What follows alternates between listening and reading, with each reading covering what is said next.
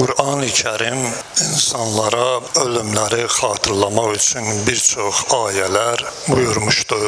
Biri bundan ibarətdir ki, Müminin surəsində Allah Teala buyurur, Qiyamətin günündə biz sizdən sual eləyərik, soruşarıq, neçə gün, neçə il yaşadınız dünyada? Bizim cavabımız nə olacaq? İndidən Qur'an bizə buyurur. İlahi, biz dünyada yaşadıq bir gün. Və yaxud da ki, bəziləri deyər ki, bir neçə saat yaşamışıq. Hansı ki, burada 50 il, 100 il ömür sürmüşük. Amma qiyamətin günündə baxacaq ki, ilahi biz nə yaşamışıq ki? Bu ayə genişdir, onunla işim yoxdur. Sonra bir ayə gəlir. Siz elə bilirsiniz ki, biz sizi boş yerə xəlq eləmişik, ölməyəsiz və sizi bizim tərəfə qayıtmayacaqsınız. Əleyhissalamın Mövla-i Muttəqiyanın ya imamlardandır bu hədis, səhv etmirəmsə bir dəfə mən səsləndirmişəm. Buyurulur ki, dünyada Allahın yaratdığı bütün varlıqlardan ölüm qədər insana yəqinlik hasıl olan ikinci bir şey yoxdur. Hər bir şey bilirik ki, müvəqqətidir. Kafir də bilir, mömin də bilir. Amma ölümə hamının yəqinliyi var. Kafirə də, möminə də ki, mütləq öləcəkdir bir gün. İndi Qur'an nə buyurur? Bəs siz əgər bilirsiniz ki, öləcəksiniz, qüdrətli Allah qarşısında hazırlaşmırsınız, hazır deyilsiniz. Bütün nəfslər öləcəkdir, ölümü dadacaqdır, ölüm şərbətini içəcəkdir.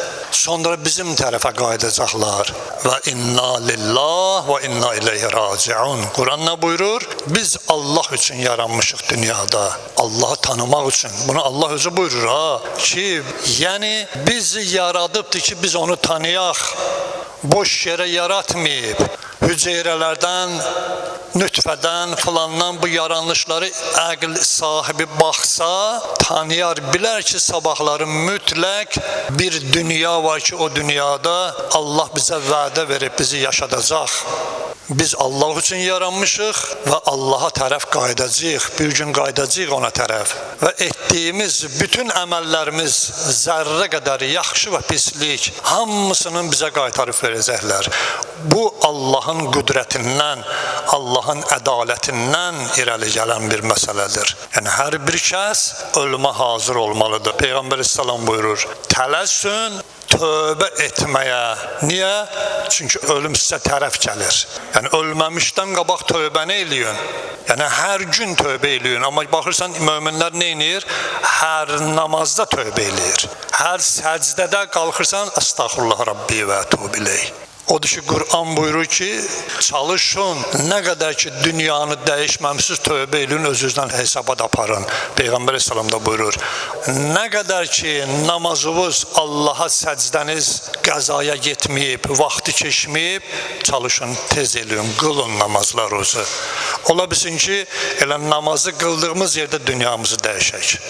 Ola bilsin, zohuru qılarıq, əsrə vaxtımız çatmaz, əcəl tamam olar. Yəni bu dünyanın gedişatıdır. Odur ki, hər bir insan ölümə hazır olmalıdır. Hər an biz də bir insan olaraq, Allah bəndəsi olaraq ölümü hər an gözləyirik. Və necə gözləyirik? Allah bəndələrini xoş alına ki, bəy evinə aparılan kimi gözləyirik. Necə İmam Həsən əleyhissalam buyurur ki, ölüm möminlər üçün nədir? İlahi bir hədiyyədir ki, elə bilin ki, sizi bəy evinə aparırlar. Yəni xoş halına o insanın. Ölümdən niyə qorxmalıyıq? Ölümdən o insanlar qorxarlar ki, zalimdilər, biəməldirlər, kafirdirlər. Onlar üçün heç bir faydası yoxdur, heç bir sözü də ona deməyə ehtiyac yoxdur. Allahın bəndələri hazır olmalıdır.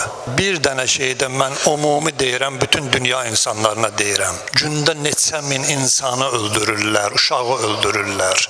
Nə qədər yada salmışsınız onları? Nə qədər onlar üçün bir dua eləmişsiniz? Heç nə demirəm. İnsan əgər mömindirsə, hər dəqiqə onu yada salmalıdır. Mömin deyilsə, vicdanı olmalıdır. Vicdan var insanın daxilində. Vicdanı ilə heç olmasa yadına salsın. Vicdanı yoxdursa da ona aid deyil heç bir şey.